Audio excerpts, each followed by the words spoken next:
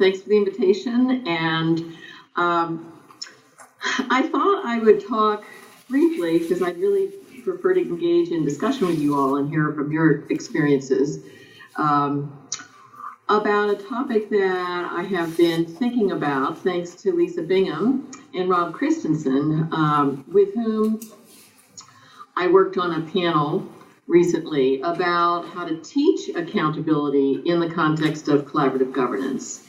And in order to teach it, of course, we need to think about, well, how does it work and function within a collaborative governance system, or as Dean and I would say, a collaborative governance regime. And that led me to really considering what does this mean, and how do we work with it as designers and managers, practitioners, not to mention how do we study this. So I am drawing for this talk on my own experience in a project that has been near and dear to my heart here in the public lands and national forest in southern Arizona, literally in my backyard here on the eastern side of Tucson, and a project I've been involved in for some time. So I'm going to start out and really offer some of my own observations on what I think I was trying to do in the last few years when I step back and think about how did I promote accountability of all of the participants in that project. And then I would like to encourage us to have a conversation about your thoughts on this and your experiences with this. So to start with, we all know that collaborative governance requires multiple leaders in multiple roles, and this is not a new idea, as we know, but that leads us to the question about to whom are these leaders then accountable? So we have initiating leaders who get the ball rolling, sponsors, conveners, facilitators, mediators, managers, what we have been calling participants, members, stakeholders, as well as resource people, experts, and the list goes on. You could add media, for example, elected officials. So, and you know that in the work that Tina and I have been doing, that leaders are really essential in the development and management of collaborative governance regimes. That third slide there, that I won't go into in depth, but leaders and leadership is really essential throughout that entire process and system. I've begun to think about collaborative governance actually as a leadership factory, because without strong leaders among all of our stakeholders and across all of these roles, we can't really have an effective outcome and a productive collaboration.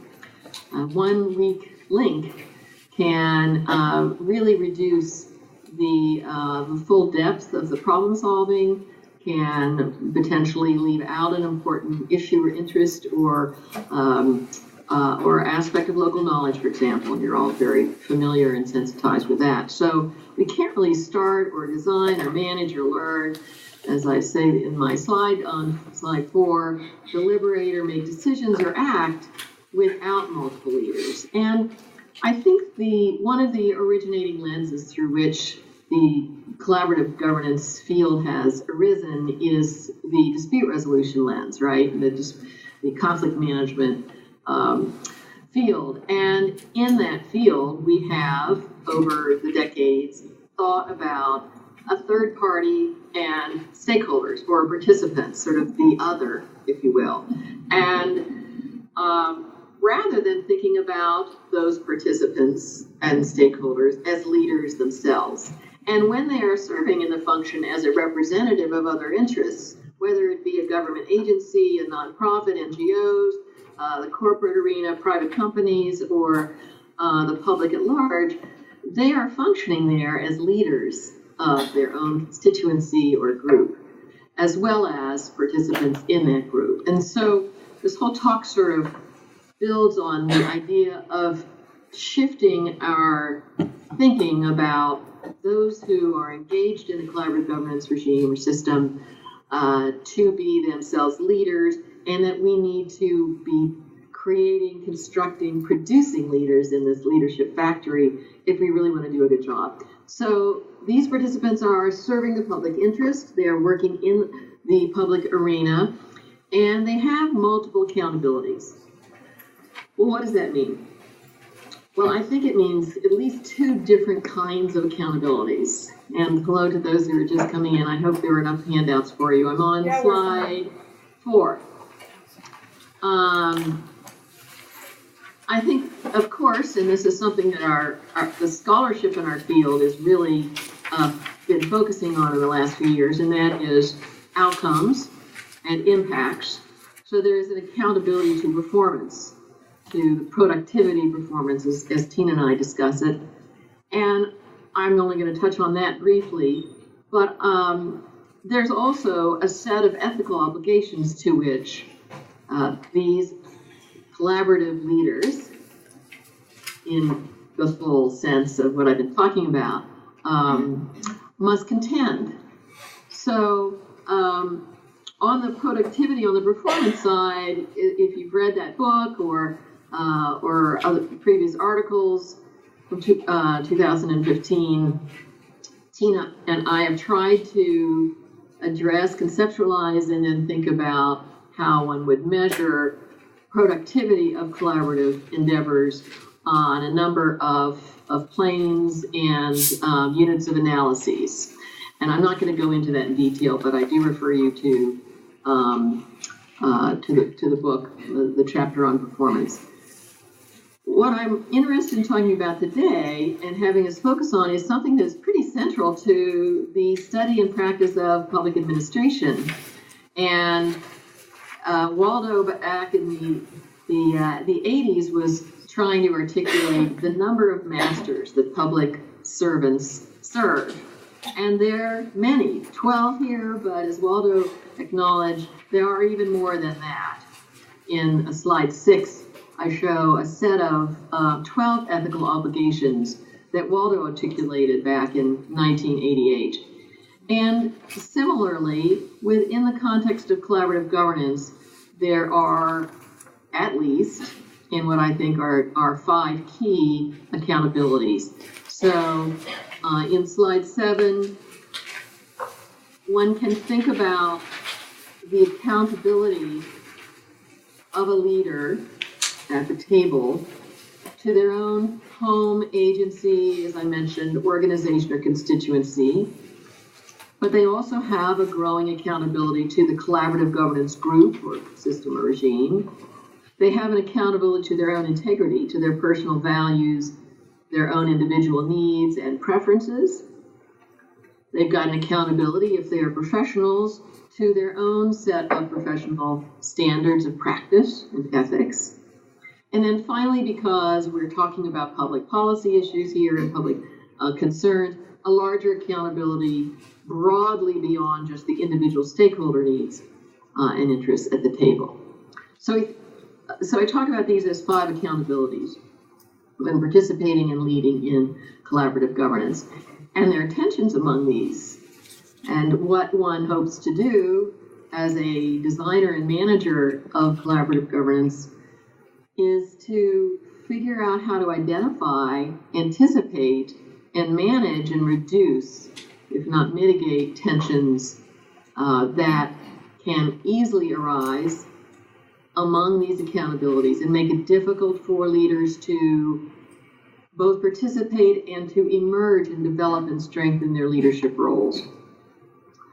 So among the challenges that I've been thinking about for designers and managers of collaboration, first of all, is that we're just asking an awful lot of people to play this role and to deal with those tensions, those inherent tensions across these 5 accountabilities, especially when you're starting from a history of conflict or a situation where you've just got enormous diversity and potential contention among parties.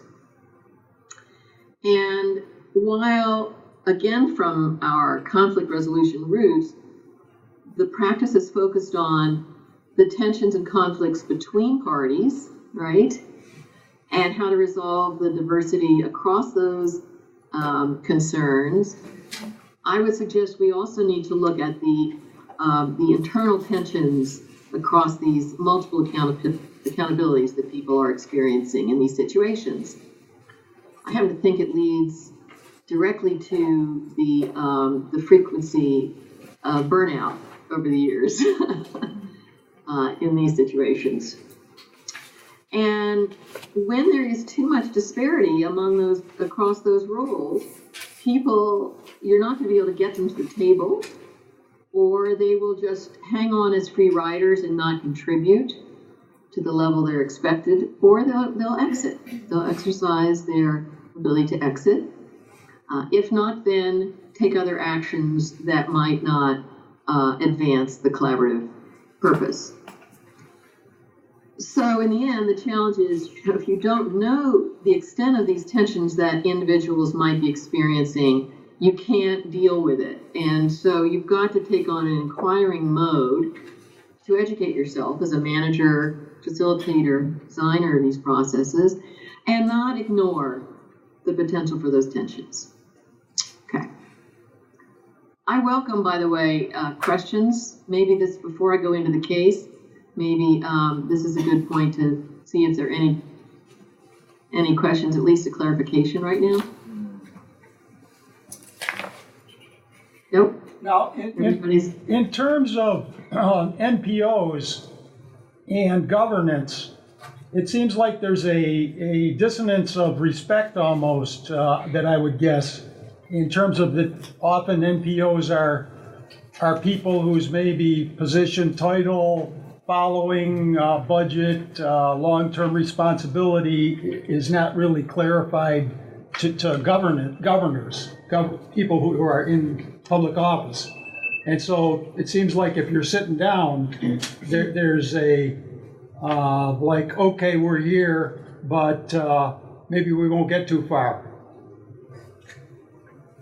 Well, yes, absolutely. In fact, I speak to that as a key, the very first management concern is how you develop these norms of mutual respect so that you can learn about each other's obligations to their constituents, which NGOs will have, and they likewise can understand the constraints that public officials, whether elected or appointed, will have themselves. They could be legal or regulatory constraints, policy constraints, and often NGOs, certainly young NGOs and local NGOs, may not have the background or understand the pressures that constrain actions and decision making on the part of the public officials. So it works both ways, I guess is what I'm saying. And I'll come back to the norms of mutual respect in just a moment.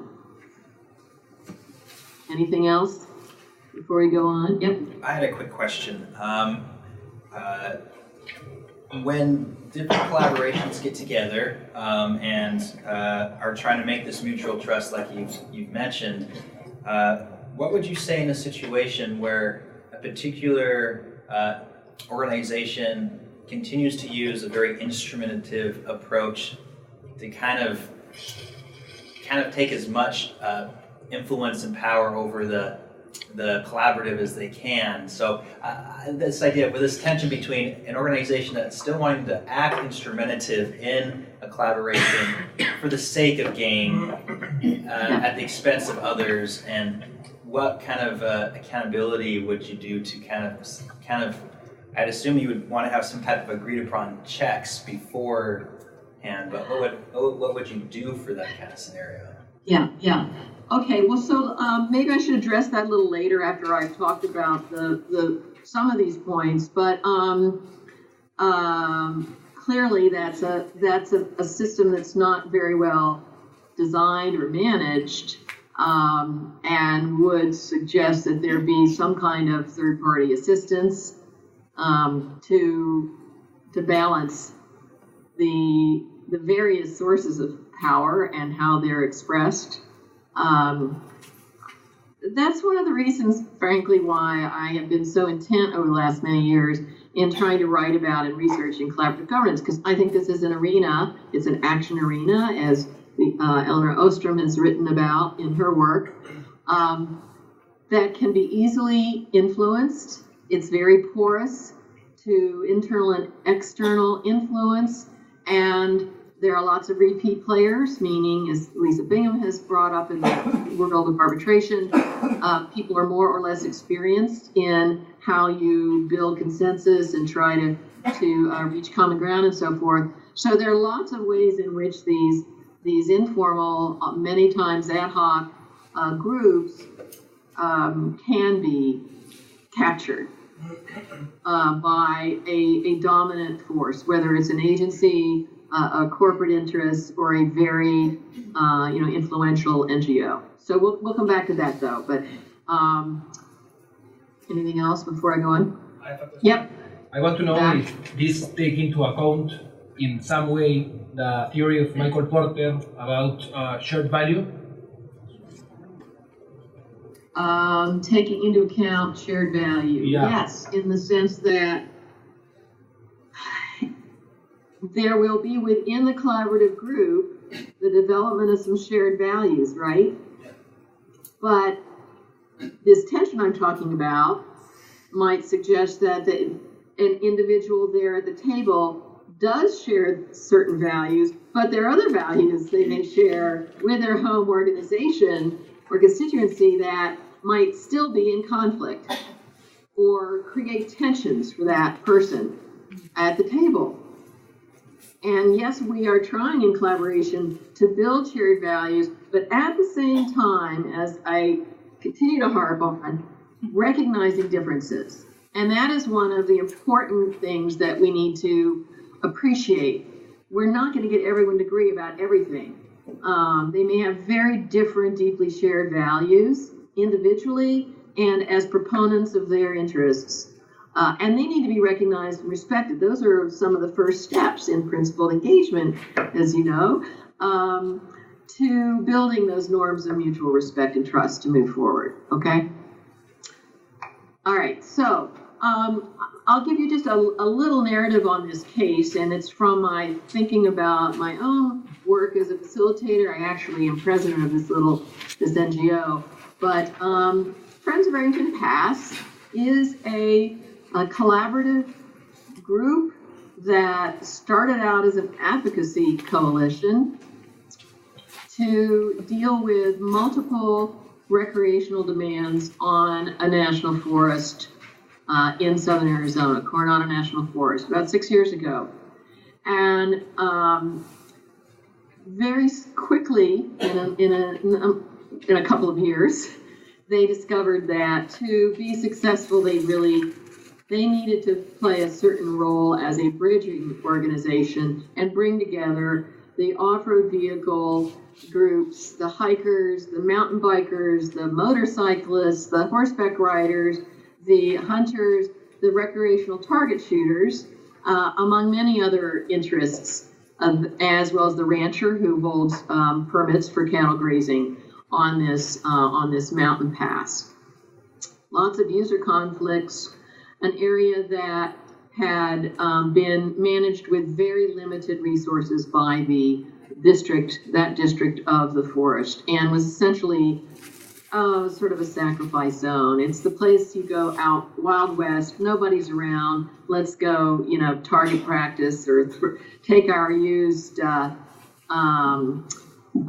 old stove we're going to throw away and just use that as target practice, or not clean up after ourselves. Let's play with some graffiti. I mean, a real mess. Not a gem, a natural wonder that a friends of group would adopt and feel warm and fuzzy about. So we're a collaborative group of very diverse parties.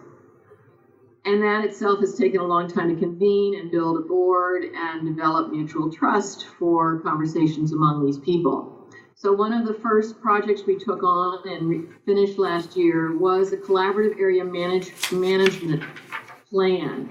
And to do that, CAMP, C-A-M-P, Collaborative Area Management Plan, we had to involve and enlist many other additional people to participate in work groups. And I'm going to talk briefly with reference to the camp process and the Friends of Barrington Pass Board. So there's sort of a nested set of collaborative efforts that went on in building this plan. So,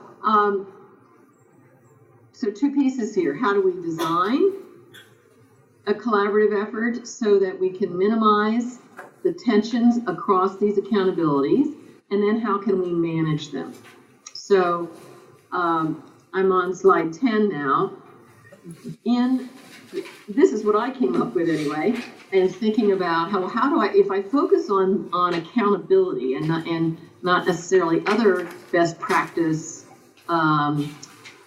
priorities, and I think about assessment. So what did I do here? Well, unlike an assessment for a mediation or a small one-off public workshop, there are questions you need to be asking and exploring with likely candidates in your assessment interviews.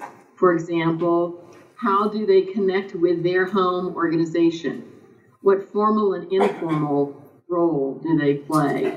What is their credibility, legitimacy, standing, if you will, in their own agency or organization?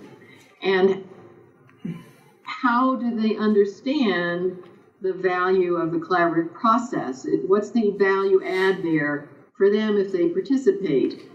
Do they get the salience of the problem? Do they get the interdependency among those who are or who need to be involved to solve the problem? And so, do they see a need for affiliating with a cross-cutting group? So those are the kinds of questions, I think, that get at and tease out whether this particular person will be the right person to represent their group, be able to communicate with their group, and also participate in the collaborative. It's a little different than some of the long lists of assessment questions that you all are probably familiar with. But so I offer those as a way of thinking about an additional charge when you're doing an assessment as the initial steps to start designing a longer-term collaborative system. So also when recruiting participants, there are a couple of things here. One, well, what's going to be the criteria for participating? And now let me talk a bit about the camp working group, the planning groups. We had to decide, we opened up an invitation to the community at some public meetings to nominate themselves to participate in these groups. And yet we knew we had to balance the diverse interests of all of these working groups. And we also wanted to be sure that people who were there were familiar with the past. And we added, in addition to those two criteria, representing different interests, being familiar with the past, a specific criteria where people had to be connected to organizations or informal networks and to whom they could communicate broadly about the planning process. So we made explicit in our recruiting criteria that we were expecting them to play that connector role, which would mean they have to think about this, the accountability. We would expect them to be accountable to their group. They had to have a group of some kind, formal or informal, and they also had to be able to work with diverse interests at the table. Another piece of this design process in terms of recruiting participants has to do with establishing expectations. So going back to the parent entity, the Friends of Barrington Pass, we have created a statement of board responsibilities that when we're recruiting board members, we ask them to agree to. And I'll just read these first two. And And these are intended to establish expectations for those who serve on the board. So one is obvious to know the mission, the history, the policies, and programs of the Friends of Barrington Pass and be able to describe them accurately to somebody else. And then second, to work with other board members to carry out the mission of FRP, Friends of Barrington Pass, while constructively representing the interest or concerns of their home, organization, or constituency. So we make that explicit. They've got this dual role, okay? Then another area for in designing these CGRs has to do with setting ground rules and protocols over time, not just ground rules for a given meeting and how one will behave, but the protocols expected of them, procedures, which we have in our system as building joint capacities for joint action. So here are two other statements that we provide to and have requested concordance with our board members. One is to act in the best interest of the organization and to excuse oneself from discussions and votes where there's a conflict of interest. So there we're saying, there could be tensions here, and that's okay. We expect that, and we expect that at some point you're going to have to recuse yourself. So that's in a way, that's a useful way to say, all right, we understand that. We still want you to participate if you can. But finally, if it gets too much, you need to be able to resign from the board. So we have a protocol that suggests that you resign if you find that you can't meet the requirements of the board and these responsibilities due to conflict of interest or lack of time or lack of commitment. So we are expecting of people that when they find that these tensions in their accountabilities are too great, that they step down and that's okay too. Okay? Finally, on the design side, I'll just mention distributing responsibilities. And there's a lot of work, as you know, that needs to be done by multiple players. Even if there's one manager formally assigned, there are lots of tasks, particularly for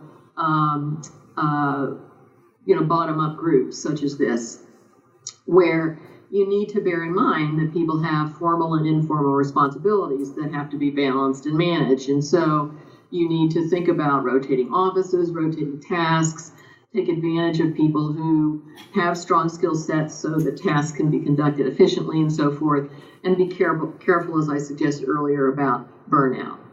Okay, so let's move on to managing. I identified 5 areas where a manager, facilitator, mediator might be thinking about reducing the accountability tensions, keeping them in mind. And one is developing these norms of mutual respect among equals, regardless of perceived power or other differentials. And as a facilitator, and most trained facilitators know that they need to try to equalize those sources of power and perceived power as they acknowledge and recognize everybody in the group and provide the best possible, balanced and equal playing field. So then I sort of realized that when I am working to reduce these accountability tensions, there's an explicit way of exploring this, an explicit inquiry, but there's also more indirect, implicit ways that you can signal the importance of dealing with these tensions. So, for example, under explicit inquiry, I will check in with the group about the individuals at the table about their constituents or their organization's interest and commitment and capacities. So not leaving that in the background, being explicit about their bringing forward what is going on, how an idea that's being floated on the table will be received by their group, and even explicitly assigning, assigning tasks for people to go back to their networks or their organizations to get information, have them host meetings so the meetings can circulate. Those are ways to explicitly signal the acknowledgement of difference, and as well as the importance of getting in balance or somehow figuring out how to calibrate and align, where possible, the accountability to individual groups as well as the accountability to collaborative. How are we doing on time? Okay, I'm almost done. And there's also, I've had opportunities to mentor people in the past. We have a participant in the shooting group, the recreational target shooting group, who's an NRA member and a member of a local gun club.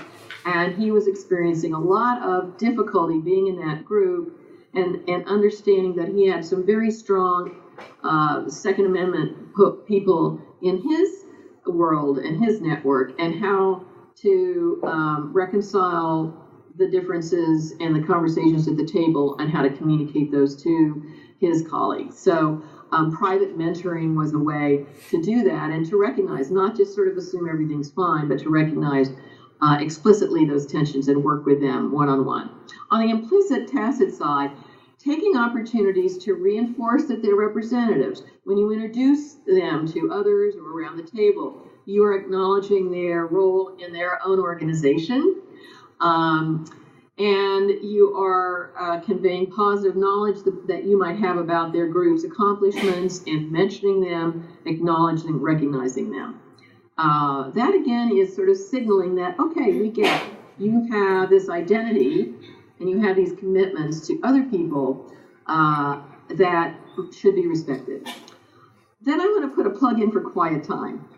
Because I don't think this is easy work, and many of us in the field have learned all sorts of techniques to get people jumping up and brainstorming and throwing their ideas out. And we do know that people who are more introspective and need to take time need ways and techniques to engage them too. I think it's particularly hard for groups that are developing in-group affinity to then be also simultaneously thinking about their own allegiances and to square that. So I do think it's very important when you've got a controversial proposal on the table, or you're working on ground rules, for example. This happened in our first camp group meeting, and we were figuring out ground rules, our decision rules, giving them lots of extra time to think about this and what they would think their group would want and how they could explain to this in this meeting without being defensive or shutting down what the expectations would be of their group. Okay, so those are just some of my reflections on how we might explore handling keeping this accountability tension in mind as we manage. And so with that, I hope this has prompted some interest on your part and provoked some questions or reflections. I'd love to hear about your own experiences and how the accountability tensions have played out.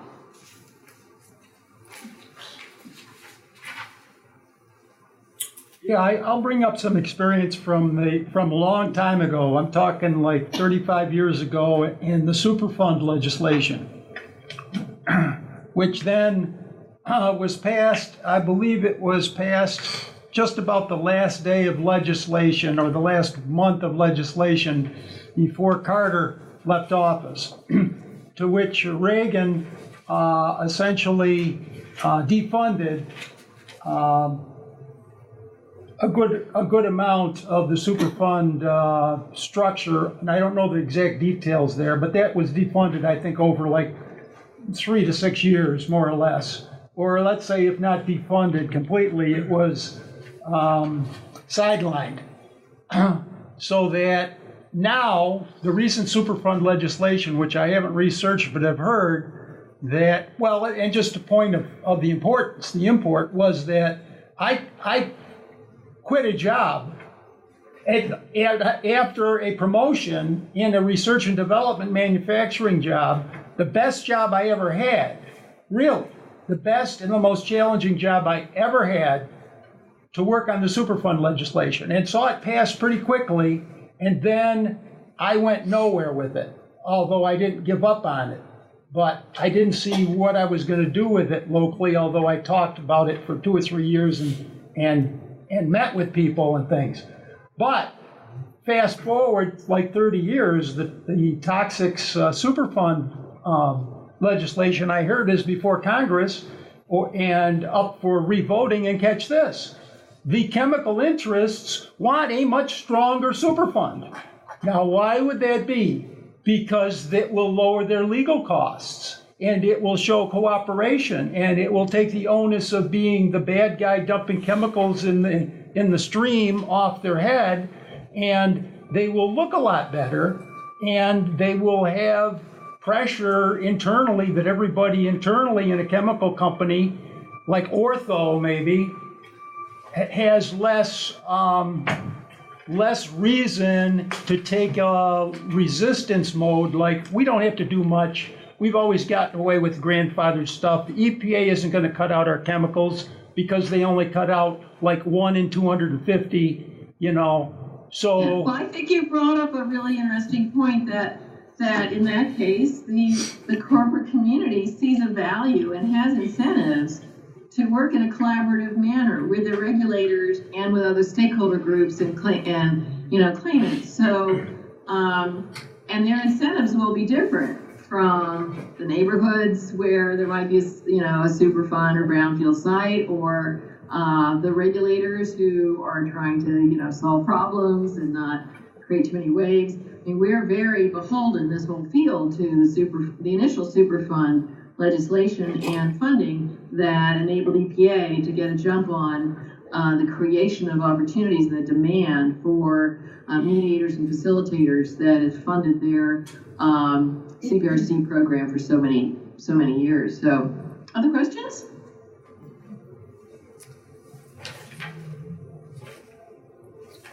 Comments?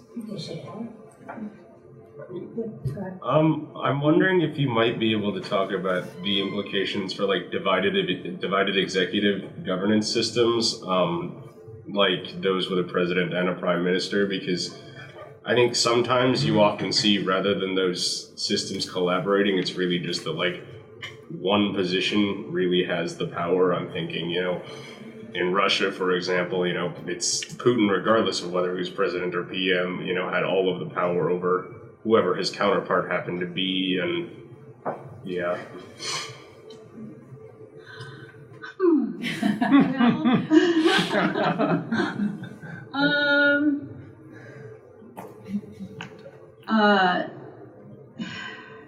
Well, the parliamentary systems are built on coalitions, right?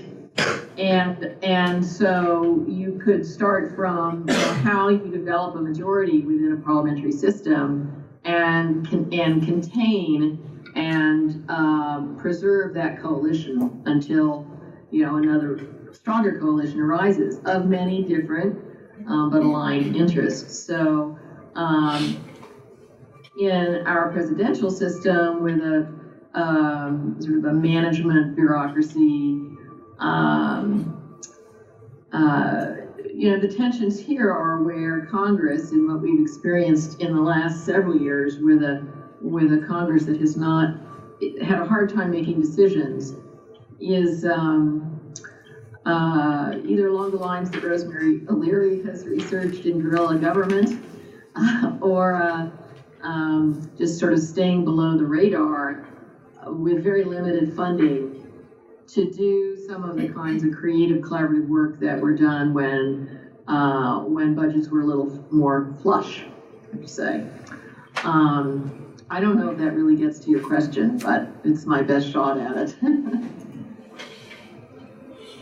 Yep. Hi, Kirk. It's Catherine. How are you? In listening to you, and thank you, this was wonderful. I wanted, if you would reflect on what you just talked about, which is this facilitative role or this leadership role that, again, takes these accountability tensions in mind. And if you could sort of reflect on, the amazing work that you did when you were in the federal government. Is there a difference? Is this coming out of that work, or is this sort of a reflection on what should have been? Well, that's interesting. It's probably more a reflection of my recent work, but clearly when I was at the Institute, we were setting up protocols for assessment and best practices with the field. And I think we were really focused on this divide between, third-party independent mediators coming in with a group and solving a problem. And since I've left, I very explicitly wanted to study the way in which collaborative problem solving can be better integrated into the way we govern. And that we need to build the capacity of those in public service, in the government, formal government, in NGO world, because our problems, as we all know, and as you all are very, very well aware, the problems need more than the formal government sector to solve them. So I really did feel that I wanted to open up my lens from a dispute-focused approach. And now what this accountability idea has raised for me, I think we talked about it in the book a little bit, but now more specifically, how does that play out in practice? It's further opened up, and I think makes connections for the work that you and Rosemary and others have done on what are the capacities of collaborative leaders. And it just means we can apply that to a larger set of what these leaders are, right? Yeah. Particularly if my premise at the outset is that you need everybody working at 100%, and all cylinders firing to get the best the best solution, not just politically, but with the best possible information, taking all the possible affected interests into account, and looking long-term as well as short-term. So, yep. Hi, I just wanted to ask a question following up on what you said with Catherine about your Reddington Pass, Friends of Reddington Pass. You mentioned that you're interested in trying to find out how to build collaborative problem solving into the process. I was wondering, what was the problem that united everybody for that example? Because I could see that some of the interest groups that you brought up, were they united because they wanted to push through a change and they didn't have the power to do it independently, but maybe some of the other groups wanted to join to make sure that a collaboration didn't unite to push against their position to keep things the way things are.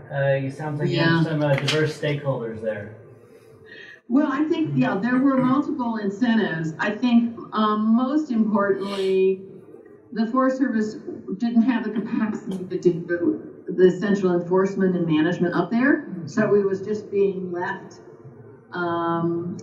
in a rather unruly state. And people, particularly, I would say the off-road vehicle community, as the technology for all of these ATV and Jeeps and FJ Cruisers and Pacers and the technology push, people wanted a place to go play, wanted to go, and they were worried that the demands on this space exceeded the supply of management capacity, and that is true, it did. There were other pressures, not the least of which was the early incarnation of the Friends of Barrington Pass, which was looking at whether or not, there was a proposed shooting range up there. It's still under contention, and many people were against it and for it. There were people concerned that our initial group was going to try to shut down trails for motorized users. Everyone was a little fearful. There was a sort of power vacuum developing, and we were beginning to step into that breach, and who are these people? So I think fear of loss of something, and also reality that it was becoming a dangerous place, a dangerous playground, and we needed it we need to figure out how to clean it up together. And sorry, just the one follow up with it. So you'd say maybe camps of people coming in where there were groups that said it's dangerous and they wanted to change it, and they might have different views about how to change. But there might have also been groups there that were saying, we don't want anyone to get powerful enough to change. And so we're going to join this to make sure that we keep an eye on it. Absolutely. Okay. And we have a representative on our board who is there and involved in the process to make sure that we don't shut down trails. Okay. And along the way, we've done just what you would expect of such a group. We've had to build internal and external legitimacy, and through a lot of community mapping and input and surveys and so forth, identify a set of shared values and interests, why people like Reddington Pass in language that would not offend anybody, including a group of nudists who have sort of taken over a trail and claimed it, as a clothing optional trail for themselves. Yeah. And it's not just, so the libertarians in our group are loath to shut that use down. So it's been a very entertaining experience, I must say. Photos. And one of the things that's interesting is there really isn't a dominant interest here. There are lots of different interests, and we have finished the camp, by the way, and the Forest Service is very, very pleased with what we've done, and they were able to identify a person who they have brought in actually from the Park Service, because this is next door to Saguaro National Park, who is helping us and starting to operationalize some of our recommendations. So it's still a 5-year process ahead of us at least, but we work in a partnership with the Forest Service now. Thank you. Yep. I heard you speaking about Elinor Armstrong. I wanted to know if you have an opinion about Hernando de Soto. An opinion about? Hernando de Soto. That is like an opposed development model. I think it caught me uninformed, but would you email me that question and some references? Thanks. And I'll get back to you on that? Okay. One more question I had was, when you were talking about the idea of accountability between collaborative leaders, I was curious what your thoughts are on how this type of model can be used in a developing context, in the developing world, in the sense of if you're bringing together different groups that for many years have not trusted each other, or within groups there are issues of corruption going on. What would you say are ways that the model might shift a little bit, or some things that might need to be emphasized a little differently in that type of context?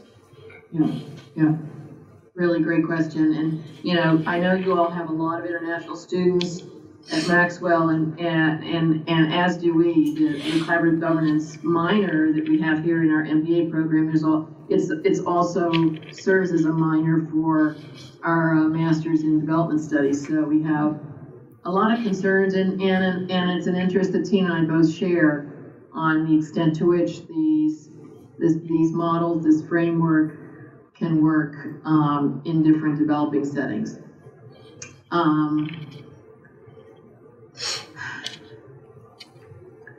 Well, I think one can't talk about this without talking about power and the extent to which it is so disparate and how it's distributed, and if they're limited sources of power, because not just formal but informal.